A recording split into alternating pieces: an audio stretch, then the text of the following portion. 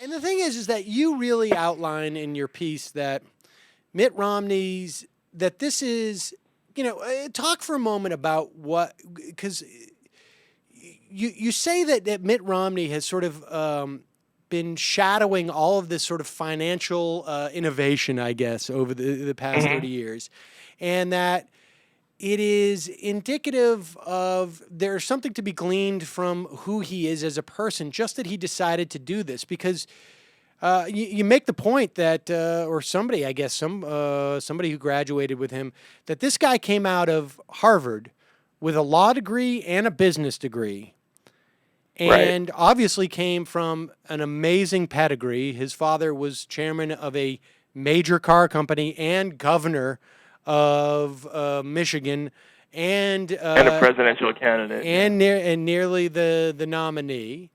I mean, this guy could have done anything, but he went into essentially the.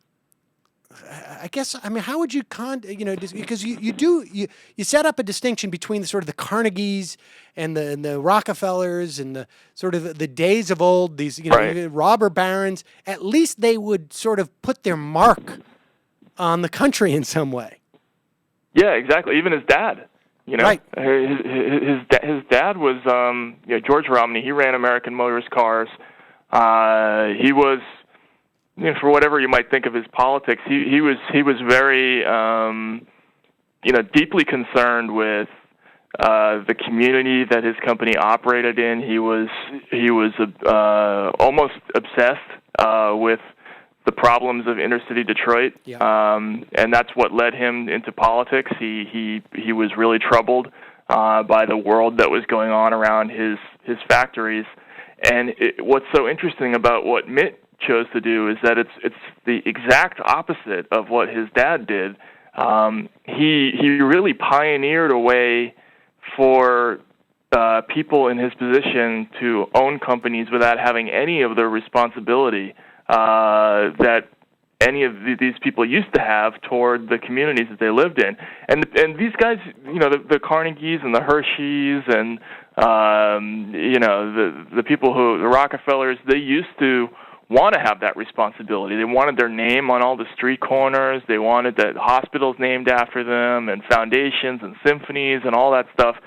They wanted to have that tie, and Romney is sort of the forefront of this new movement that wants no part of that. They want to be invisible. They want to take out all the value, but they don't need the glory, because with glory comes responsibility. And it's just such a weird mindset. It's just, again, it's hard to wrap your head around. I think that's one of the reasons that people have trouble digesting what it is that he actually did. Yeah, I mean, and people should think about this. I mean, you're talking about in I think the case of Ampad or KB Toy, you're talking about, supposedly skin in the game that amounts to nothing more than like under 8% of what they, or 10% of what they're, or 5%. Yeah, Ampad was 5%. I mean, yeah. and this is they're almost as it's impossible to have less skin in the game in this scenario. I mean, and not just in terms of the financial stake, but the emotional stake, but the responsibility. I mean, that's really at the heart of this. Is that they are. It's not even like, pirates at least theoretically put themselves in some type of jeopardy, right? I mean, Right. You got to board that other ship and rape and pillage, but there's a chance you could get shot or hit by a mast, I guess. And in this instance, he's just so detached from all that's going on there. It's played out in his own little boardroom. In fact, it's interesting because that was my understanding in reading about Romney, is that that was the only way that he would take the job of starting Bain Capital, which was I didn't hear this. My understanding is that he was working for Bain Company, and as you know, he started Bain Capital, which is the company inside the company. Mm-hmm. And I think it was a story in forgive me, Mother Jones or Nation, where it talks about how one of the places he raised money was from these right-wing oligarchs in Latin America, who were surely associated with paramilitary groups. Now, but out of that story was when he went to take over to start this company, he basically negotiated a situation where there was no risk involved for him. If it fails, he comes back into his old position as if he had remained there and followed the career track so that he would not have lost anything. There was no opportunity cost. And this strikes me the same business model as he approached that. There's no risk for me in this situation. Right. I mean, we could lose $5 million, but it seems impossible that they... I mean, I wonder if they ever had a deal in their leverage buyout where they ever lost $1. I don't know. I mean, it is crazy, and it's strange. They probably, and the funny thing is, I bet they could have done a deal where they literally put nothing down too, but the debt service probably would have been onerously even worse for the takeover target. Which is funny because that's exactly the behavior that Mitt Romney himself decried with all these people who took out subprime mortgages. Right. Who didn't put down any money when they bought their houses. He did exactly the same thing. It's exactly identical to one of those subprime mortgages where you put down, 5%, 4%, and the only reason you can do that is because you pay much, much higher debt service after you own the house, and that's what happened to these companies. They paid the cost of Mitt Romney not wanting to put more skin in the game. Because they had higher debt payments after the takeover. So it's just it's a strange thing. And what's so odd about it is that he didn't want the limelight and the responsibility of taking over and managing companies, but he does want to be president, which tells you that he has this very passionate belief in specifically that mindset of we have no responsibility. I mean, you see what I'm saying? It's almost like he wants to spread this gospel of the rich have no obligations, and that's why he's running for president. At least that's the only thing I can figure out. It's so strange. I mean, it's consistent with everything. I mean, first off, the whole dynamic of loading up these companies with debt is so counterintuitive, like you said, that it's almost like... you almost wonder, how can society allow this to happen? Right. How could this possibly be legal or physics should work this way? And then when you contemplate, here's a guy who has made an extraordinary amount of money. At least we know that he's at least worth $250 million and goes to such great lengths to hide his money. Even though he knows he's running for president. I mean, that's the other sort of it's the extension of that theme. If I'm going to run for president, you would think that inside me, I have this sense of to me, to run for president means I'm going to give something back. I may disagree with Barack Obama on not just the way he's executed certain things, but maybe even, ideologically on certain things. But there's no doubt in my mind that he thinks that what he's doing is giving back. And I think he probably is, but that's what motivates him. I mean, there's a guy who left, who was the head of the Harvard Law Review, and this would be a very indirect route to enriching yourself, right. That he has followed. He could have made a tremendous amount of money in just about any endeavor, I think, coming out of Harvard Law School, just like Mitt Romney. But I imagine the idea of I have it in me to run for president, but I just don't have it in me to pay 25% in taxes. I'm just not, right. I'm not gonna go that far to pay, to give the country, to keep. I'm not gonna be happy if I only have $225 million and the other $25 million goes to America. That's a little too much. I mean, I think there's something just so deep and demented inside this guy, and now, absolutely. When during his convention speech where he says I could have gone back to Michigan. And I loved cars, Right. and I could have been a car guy, but I said, no, I need to strike out on my own.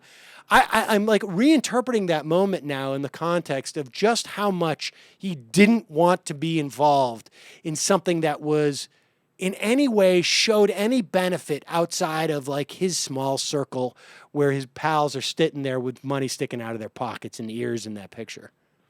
Right. Yeah, exactly. It's funny. I think I mean, that's such a funny description. It makes absolutely no sense to think about him wanting the massive responsibility of running for the president of the United States if he didn't even want to pay the same tax rate as a firefighter, or go into the car business with like his dad did. This is vital, essential part of our economy. He wanted nothing to do with that. Right, and particularly then, I mean, car business. I mean, car company.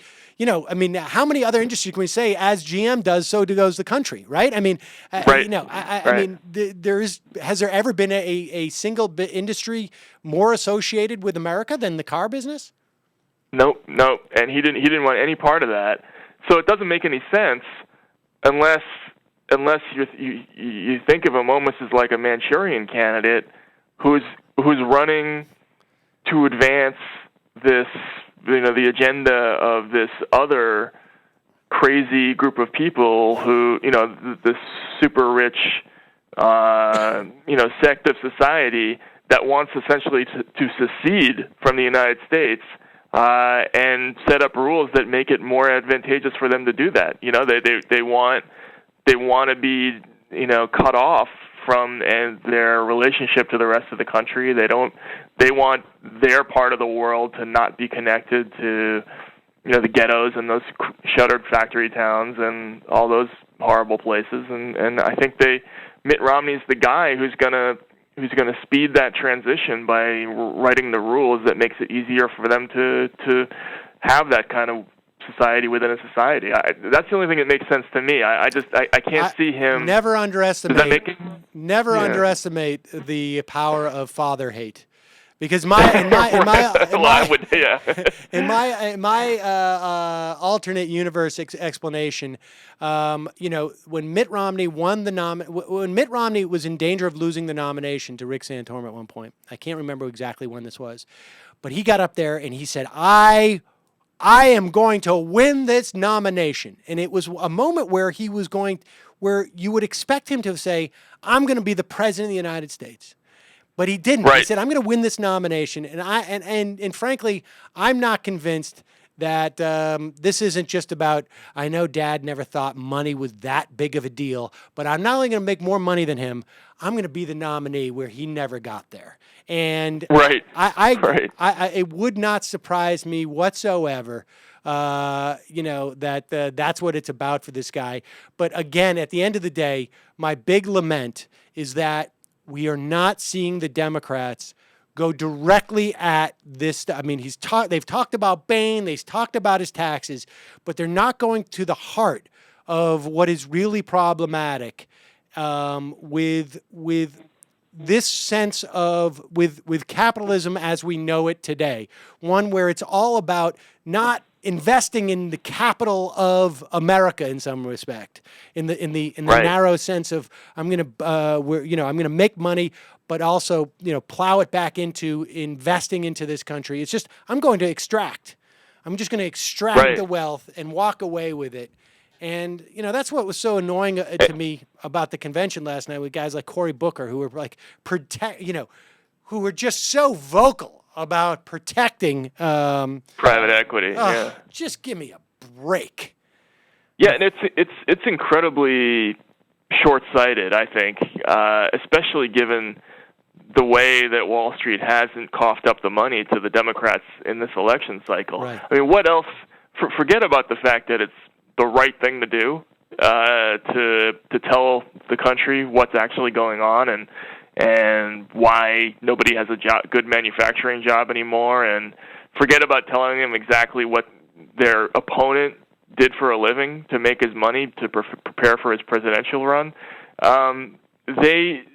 It's just not even smart from a political point of view to not expose all of these terrible secrets because they're not even getting the money anymore. I mean, they're clearly, the reason they're not doing it is because they clearly don't want to be on the wrong side of companies like KKR and the Carlyle Group, and Thomas Lee and all these other massive campaign contributors who historically have given a lot of money to the Democrats.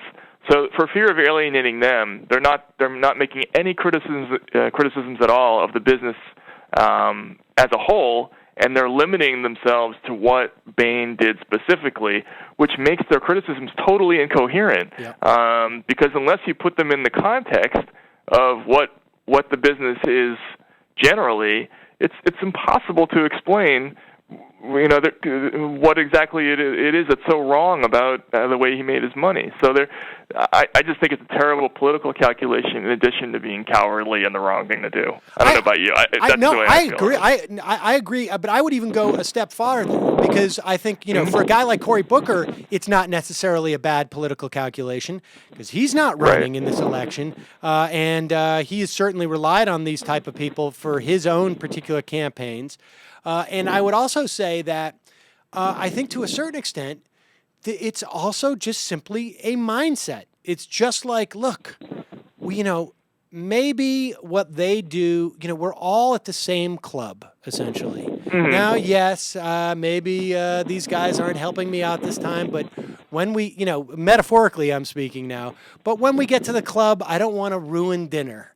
And I don't have to want to be sitting at dinner and thinking like, oh, there's George over there looking at me. He's mad at me. I don't want that. I want to be able to go to the club and relax. And, I don't want to be, worried that, we're at the pool and, we're not going to get the good chair. I think it's just it's just a sensibility that they have. Like, we just don't do that. It's just not what, the aristocrats just don't do that to each other. Right. I just think the delusion there is that they're really part of the club, though. I think that most of these people think of governments and people who work in government as the help, basically. Yeah.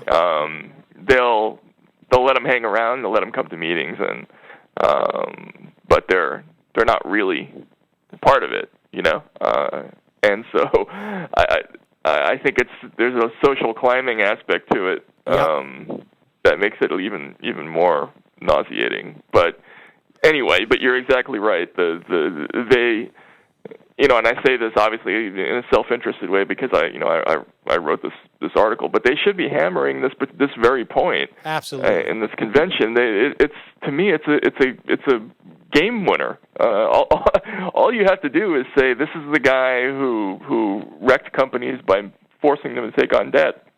Yeah, and that's it. It's over. But they don't want to do it. Yeah, and they don't even have to produce any video for this. They can borrow Newt Gingrich's. I mean, honestly, the idea that they're not just running that at their convention is mind-blowing.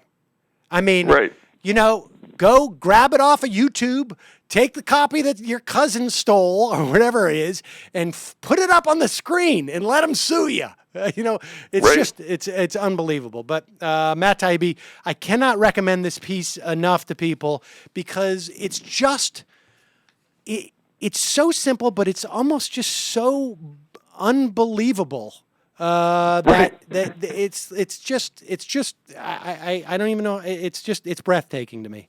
The piece is in this coming edition of Rolling Stone, and it's also available, of course, online at rollingstone.com.